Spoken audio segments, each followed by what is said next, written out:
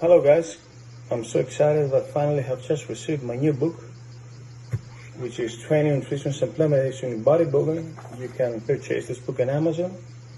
In this book you're going to find basics regarding how to eat, how to work out, and what supplements to use in bodybuilding, and along with my other book, which is already available, The Good, the Bad, and the Ugly, actually speaks about drug use, which is the improved version of my very first book, The PEDs Used in Sports. Somebody has the whole package of knowledge in order to fulfill his targets. Thank you so far for the positive feedback and the good comments, and I hope you do like it.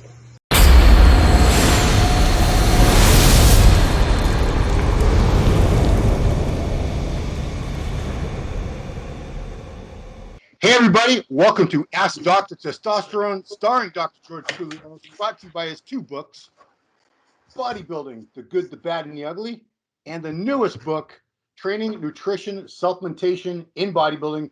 Now, back from a well-deserved vacation, Dr. George Tuliados in Athens, Greece. How are you, Doctor? Hi, Ron. It was great. I mean, I just need this 1 week off from vacation. So I work my tent and I visit the beach. Yes, of course, I train over there. And we had some good food. Now it's time back because, to be honest with you, I missed a little bit of my routine here, you know. Yeah. So I'm back with energy to my to the people that they want knowledge from me. And by the way, I got the double of magazines from Manda. She mailed me, and I'm really satisfied because it's really big. I mean, the frame is really large now. It's 4 pages in a frame, you know. Yeah. Yeah. And I'm proud of this, you know. You should be. The Wall of Fame is really packed now in my house. You're going to have to go into another room to start a second Wall of Fame. 20 articles so far, yes. So I got bit by a pit bull last night. How's that? Really? Really? Where, in your calf? No, I was walking my dog, and there's a house we walk past that has a pit bull, and it's usually on a leash that's on a track. And, it barks. It hates my dog because my dog's part pit bull. And this time the owner was sitting there in the driveway with it, and the dog comes running, which it's done before, but usually the leash stops it. And this time it just kept coming. It wasn't on a leash. And it slammed into my dog, and they start biting each other in the face and all over. Yeah. And I'm trying to pull them apart, and I got bit a couple times. I don't know if I should get a rabies shot. Yeah, my dog's ear got sliced up a little bit. Shit, and man. if I was a jerk, I could call the police because you're not even supposed to really have pit bulls. It's like an illegal breed. But you can't have them unleashed. This is like 100 pounds. What about the other guy? What did he told you? I had to get out of there because my dog was hurt. I was hurt. I just ran. I was sweaty. Visit the veterinarian? No. He's just got a couple cuts, but it was scary. It was scary because my dog's 75 pounds. This dog, it's at least 100, maybe more like 120. So did you disinfect the ear? Yeah. But it was the jaws and the teeth on these dogs. They're so big and strong. Their heads are like the size of our heads, but they're just dogs. So anyway. Whew. Are you sure the other dog was vaccinated? No idea. My dog has rabies shots and all. My dog has all his shots. I know that. I think I have all my shots. So anyway, yeah, just had to share that with you, Doctor. It was a scary experience. So while you were gone, you got a lot of questions because people don't realize that last show, the PED quiz, we did that a couple days after. So we've had 2 weeks worth of questions piling up. Yeah, I think the quiz was really tricky and hard for them, It was a lot of trick questions. They passed the test. Yeah, some people said they did not pass. They got at least half of them wrong. So that's good. Now they can study more and learn. Well, let's get going, Doctor. You have a lot of questions. A lot of questions. Number 1, soon I'll start my first cycle of 150 milligrams test enanthate every other day, Monday, Wednesday, Friday, Sunday, and so on. I was thinking to kickstart the cycle. What's your opinion about it? So I'm not even sure what he means by kickstart. For me, that's like taking a little bit of D-ball or Anadrol.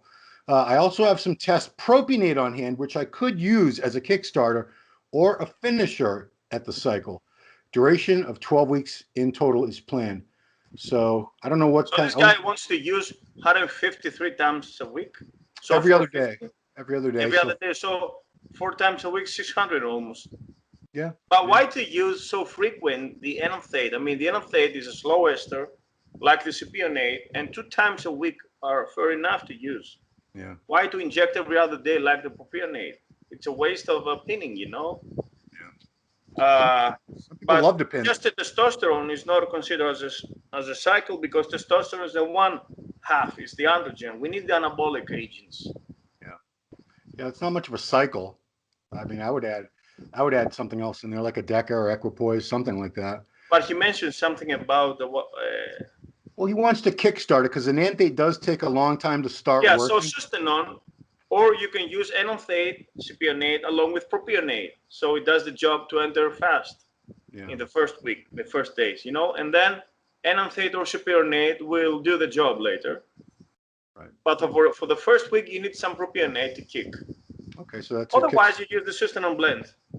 Yeah, I love that sustanon. It's great. It's got everything in there.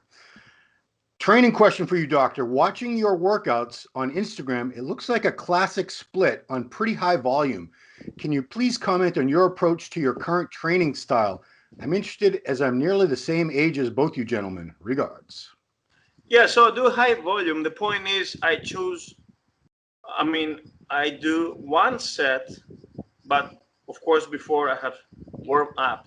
So I'm ready to do one set to failure between 8 and 12 reps. So from a wide variety of exercises. So I'm really bored to do repeated sets. Now, in some cases, for instance, when I do dumbbell presses, I do 3 different sets.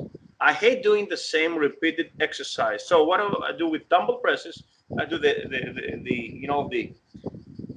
like hardening the bar with dumbbells. This, okay. The other is and twisting also. That squeezes the pecs inner up to to the peak of the contraction. And the other is parallel the hands like you do the close grip. That works the inner chest and the triceps. So number 1 is this, number 2 is this, and number 3 is this. But apart from this, I choose either, for instance, to do flat, bench, or incline. But anyway, I choose a wide variety of different exercises. For instance, for pull downs, I do the front grip, the back, the close, the super close front. Okay. Then I do the rope also.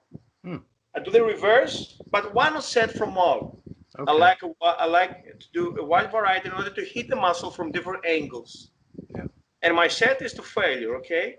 But some other people will choose 2 different exercises, just 2 exercises, 2 basic ones. For instance, 1 pull down and 1 row, but from 4 or 5 sets of each, or for the chest, 1 pressing movement and 1 closing movement. All right. Yeah. But I like to have a wide variety. In this way, you sculpt the body from different angles. This is what gives you the maturity in the long term.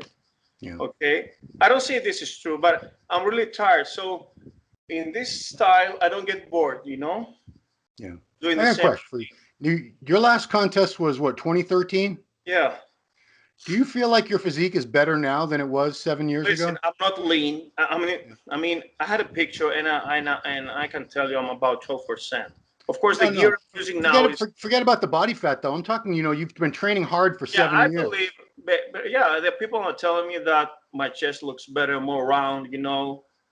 So this is perhaps quality with years, but I'm not sure 100% if I have the same strength, but I have perhaps some better quality, that comes with years. Of course, if I step it with gear and I use a lot of drugs, I may be at the super masters of 50 better than the masters of 40. Yeah. But I don't want to jeopardize my health and because my mentality is all or nothing, Yeah, I may regret later that I didn't use as much as gear as I wanted in order to win. It's tricky things with the mind, if you have the mentality of the champion, Right. Yeah. Well, I guess you already won the over 40. I mean, what's the point in going back for over 50? And then you have to go back and get over 60 and 70. And yeah, you're done. Here we go. Here's one, doctor. I have been diagnosed with polycystic kidney disease. Do you know if I will risk accelerating the disease if I run a TRT dose of testosterone? I'm aware that I do need to keep track of my blood pressure, first of all. Polycystic kidney disease. That sounds I bad. think this guy should consult a urologist, a nephrologist, I'm sorry. Yeah, nephrologist. But you have to check out your blood pressure, of course. Polycystic means that you have many cysts inside the kidney. Oh. No, the parenchyma, yes. But of course, you have to check out the blood pressure because all steroids elevate blood pressure. Okay, make sure your creatinine is within range. You don't urinate protein in your pee. You don't have protein because the glomerulus is supposed to filtrate everything, and zero protein has to be found in traces of urine, of protein, I'm sorry. Your urea should be within range. Also, it's a matter of hydration. The GFR is really proportional to your creatinine. So if you have a huge body mass index, if you are a big guy, then your creatinine will be higher and your GFR lower. And also your uric acid should be within range. But I guess you should, this is more complicated, and you need a nephrologist to clarify this. But I don't think testosterone is toxic to the kidney because it doesn't affect that much the blood pressure like Trembolone, for instance. Okay. Yeah, good question though, sir, whoever you are. Dr. T, I want to know about the benefits of arachidonic acid, i.e. ARA, yes. Omega-6, which I believe Bill Llewellyn had a very popular supplement based on that. I can't remember what it was called. Why is it so underrated among the bodybuilding community? Because some people are afraid and perhaps they believe that this supplement could ruin some other supplements because it's really pioneered this study by Bill. And it has a fact, it has a basis that we kick the muscle inflammation. When I was in Denver, I met Bill and he gave me 4 bottles of arachidonic acid along with some other supplements by his molecular nutrition brand. So I did the test. I used double of the dose, so it was 3 grams per day pre-workout. And I have to tell you that the first days, the first week, the first workouts, I felt really sore. Now, what's the theory behind this? If you train on a regular basis, you deplete your own arachidonic acid stores. Now, arachidonic acid comes from nutrition from the chicken thigh and from the elk yolk. These are the most dense whole foods that contain arachidonic acid. And if you take it by diet, then you increase your arachidonic acid levels. However, when you quit from training, like during quarantine, for instance, then your arachidonic acid levels elevate and your stores are kept high. So the first workout afterwards, you're gonna feel extreme sore because your arachidonic acid levels are really high. Now, gradually, as you work out, then you deplete your arachidonic acid levels. That's why you don't feel that sore. Okay, so it's the secret behind the muscle soreness. Okay, the more often you train, the less sore you feel because the less arachidonic acids are stored. Therefore, you have to take it by nutrition or by supplementation. And many people were really skepticistic and prejudiced about this because perhaps they feel a threat by Bill. Bill was really pioneer about that, and they felt that they're gonna ruin their sales in other supplements. Anyway, there's another brand, Universal Nutrition, that also supplies arachidonic acid. All right, but you have to know that arachidonic acid does not interfere with overall inflammation. So I do the test with C-reactive protein when I finish the 4th bottle of arachidonic acid, and I have to tell you that my inflammation marker was 0.1, nothing, almost nothing. Wow. But what it works is localized muscle inflammation to the area that you're training. So it doesn't mean that if you take the whole bottle, you're gonna kick an autoimmune disease. Okay, it works as localized, not systemically, and to the muscle group that you are working out. It's like the IGF-1. When somebody works out, you elevate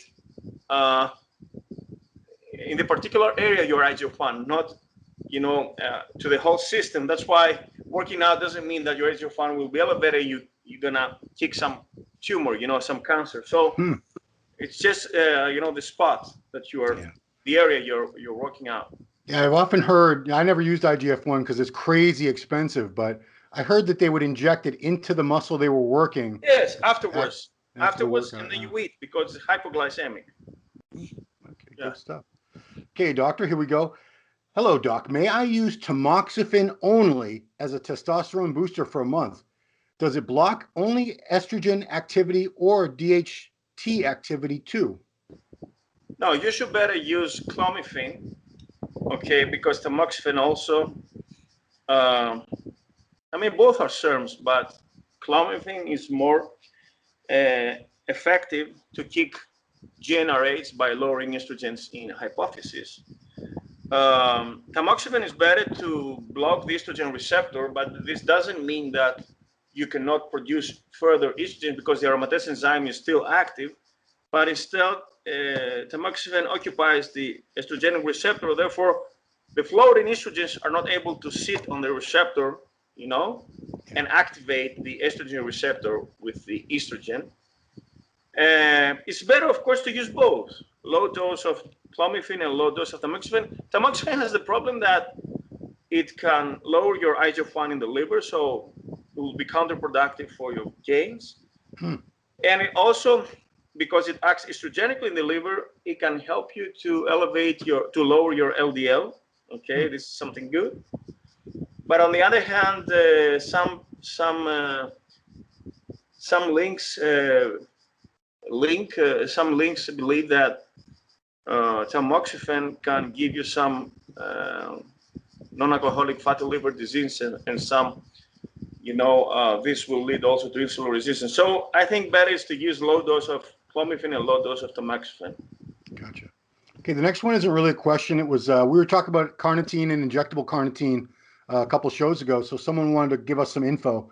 He says, clarification on the carnitine. They are making a pharmaceutical injectable form now. HRT Clinic is offering it, of course, for burning fat. The studies show that the oral doses are only absorbed at 10 to 15%. Injecting Twin Lab. What's that, Twin Lab? It was available to us for our chemo patients that exhibited peripheral neuropathy. It actually was very effective. Guessing it got into the mitochondria and was absorbed because these patients were severely deficient. Hope this helps. He's a retired national competitor, still trains at 55, always looking for that edge. So I guess there is injectable carnitine Actually, out there. for peripheral neuropathy, you can inject B complex, B1, B6, and B12. Well, that'd be a lot easier to find for sure than this stuff, I'm sure. Oh gosh, here's a good one. We don't get a lot of questions about STIs, STDs, and drugs, but here we go. Is it safe to use steroids having oral or genital HPV? Will they increase the chances for warts to appear or even increase in size? Can steroids trigger oral cancer if a person is infected with HPV? Wow, this is a weird question. For HPV, I think this guy should consult gynecologist or urologist. Actually, HPV is located in the head of the penis and is transmitted through sexual intercourse. Yeah. So women that do not use condoms, they may get HPV from guys. You know, during the sexual intercourse, the head of the penis hits the uterus, actually the cervix of the uterus. You know, then hopefully. it's how being transmitted. Cervix is way up there. Yeah, cervix is about when the woman is on top, you know. Oh, okay, gotcha. Like this. So this is also why some women that are very sexually active are on top. They get the pap test positive, you know. Yeah. Because it's like a trauma, it becomes a trauma, you know. And now, I remember that Michael Douglas developed oral cancer because of HPV, because of licking pussy, oral sex. Michael Douglas, the actor? Yes, the actor. Oh my goodness! Wow, yeah. I didn't know that. And there were some rumors that he developed lung cancer, laryngeal cancer, you know, or perhaps pharyngeal, from oral sex to women that were positive in HPV. Oh, damn. About men in HPV, I know that steroids, of course, may give you liver cancer, but I'm not. It's not my field to speak about the HPV and gives you cancer to men. But I have this. I know this by fact that Michael Douglas, he he admitted that in public that he was addicted in sex, and he got HPV from oral sex. Yes. Now that's scary. So that's a good excuse for guys if they don't want to go down. I guess they could say, "Hey, I don't want that HPV." But I also remember we have an expression in Greece. I mean, it's like how you say, it's like a joke. What tastes like chicken and smells like fish? vagina. I'm guessing. Yeah. Tastes like chicken. I can't say I've ever had one that tastes like a chicken. But you know what? I also remember I looked up HPV one time. Don't ask me why, but it said like 80% of adults over the age of 30 or 35 have HPV, and you'll never even know. Most of us never know it. It's no symptoms, nothing. Well, you know, it's kind of virus that can be mutated and lead to cancer, you know? Oh, God. Yeah. Like the Epstein-Barr virus also. Yeah, that's why we have all our kids, you know, my kids they take this Gardasil vaccine when they're, I don't know, like 10 or 11, 12 years old. It's a series of 3 injections over 6 months. So it's HPV vaccine that we have. Yeah. All right, let's move on. Back to steroids, guys. Here we go. When I cruise on 200 milligrams testosterone per week, which is 100 milligrams twice a week, I have libido issues, which get resolved after taking 25 milligram Proviron every day. I think it's because I have high SHBG. The problem is I lose my gains while using Proviron, which I don't like. My question is, if I use 1 shot of 200 mg tescipionate once a week instead of twice weekly shot, can it solve my libido issues without the use of Proviron? The answer is yes, but I highly doubt if Proviron interferes with muscle growth. I mean, it may be not serious anabolic because DHT is deactivating the muscle, but DHT has an estrogenic effect, and as an androgen, even as a mild androgen, mesterolone can give you some beta oxidation of the adipose tissue. Perhaps if you take a lot of Proviron, so 100 milligrams, it can give you a bit of strength, but I doubt if it will hinder your gain. So you can use for the sake of your sex drive Proviron, but I don't think it will matter if you use alongside 200 milligrams of testosterone for the gains, you know? Yeah. So don't be afraid of that. There's no issue of this. I use Proviron all year, around 25 to 50 milligrams, but not more. And it's really safe for the liver, for the lipids also. It's well tolerable. Why does he say it kills your gain? Why does he say it stops your gains? I don't know. I mean, this is not correct. I hope not, because I just started using it about a month ago. Just his idea. How you feel now? I feel great. I think the Proviron was a big help. Really, honestly. Yeah. I'm kicking myself in the ass. I should have started using this like 20 years ago. Oh well. Actually, it's for the mind and for the sex drive and for mentality. Also, perhaps some body composition, but it's a good drug for the middle-age crisis. Yeah, well, that's me. Middle age. Here we go. Oh my goodness, we're into another Proviron question. I didn't plan this, guys. Does Proviron really reduce E2 levels, or is it because of the high free testosterone it gives that one doesn't feel high E2 symptoms while using it? As I don't have high E2 symptoms like itchy nipples with just using Proviron with test without any AI. Now, the tricky thing about Proviron is that it will lower your SHBG. It will liberate your free testosterone, and it's the free testosterone, the active form, the 2%, that will aromatize. So indirectly, by taking Provirons, perhaps you should elevate your E2, but not because Proviron aromatizes, because it's purely DHT, but through the indirect mechanism that SHBG goes down, free testosterone goes up, and then it aromatizes.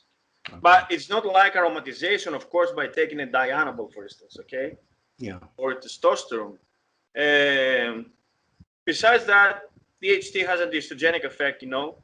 So if you take 25 to 50 milligrams of Proviron, you're not going to notice any serious elevation in E2. But I think Proviron and DHT also plays a role in gynecomastia, because when gynecomastia develops, we have also low concentration of DHT. So having high DHT also helps against gynecomastia. And actually applying locally DHT on the nipples, it's able to reverse gyne, you know, or sore nipple.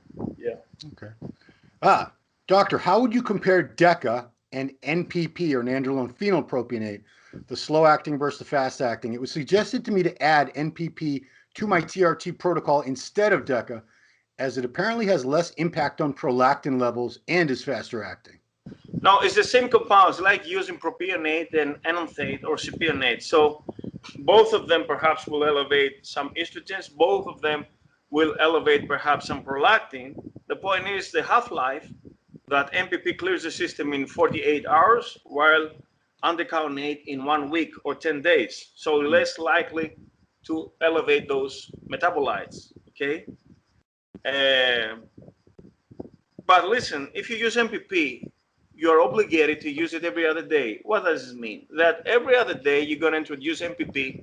So either you use MPP or either you use classic DECA, it will be in your system.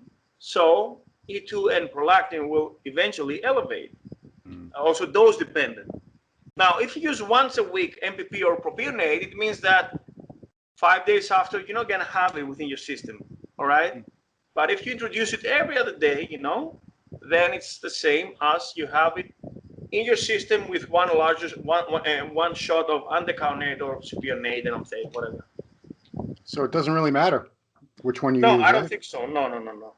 Okay. Now, there's some bodybuilders that pre-contest use cypionate or enanthate because they want to do one large shot. They don't want to freak out with frequent pinnings of propionate. And it's the same, you know, that you use also aromatase inhibitors.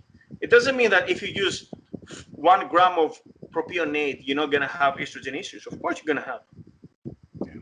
And as a matter of fact, propionate and NPP liberate more of the drug because their ester is short, so they release more of the compound. Gotcha. All right. Good argument. So it's a question about breakfast, doctor. I would like to have Dr. T's opinion on carbs for breakfast. I see many fitness gurus, not bodybuilding coaches, suggesting meat and nuts for breakfast without any carbs. I'm 47 years old and more interested in health than huge muscle gains. Now, it depends on your lifestyle and what your goals are and what time of the day you train. All right. Usually when we skip, I also sometimes I eat, for instance, omelette with salmon, and I have it with vegetables, okay? And I skip having carbs, all right?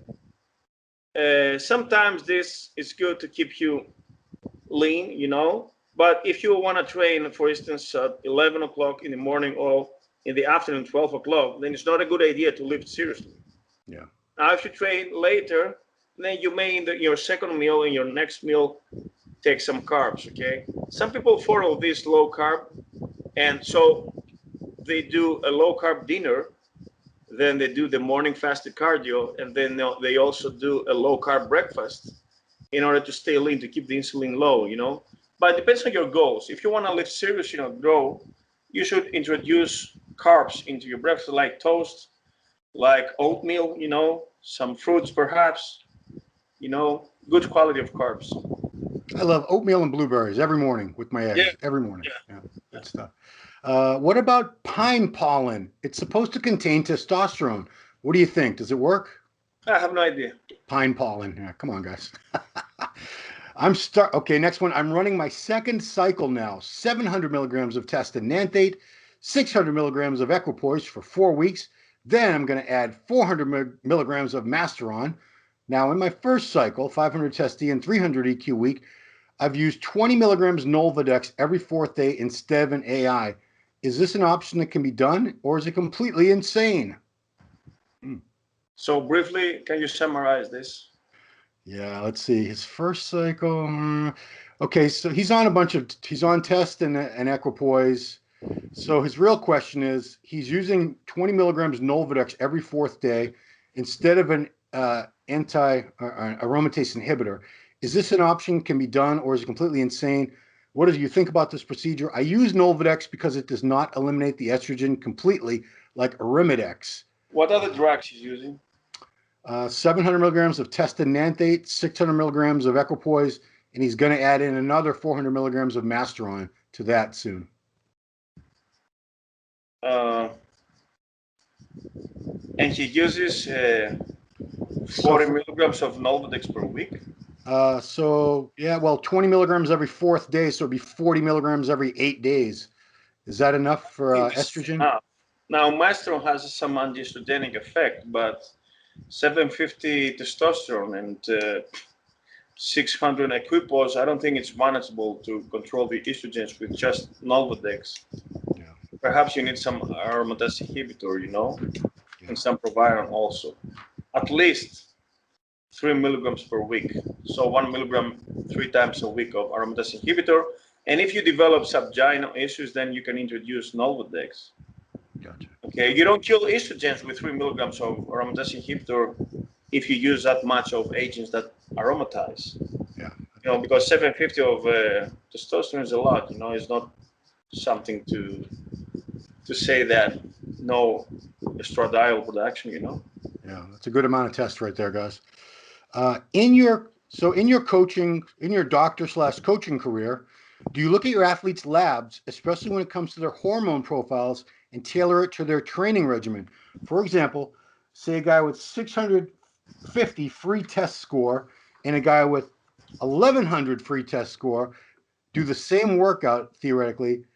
The guy with 1100 will grow bigger. I don't know if that's true. But if the guy with 650 does less volume, he may keep up with the 1100 guy.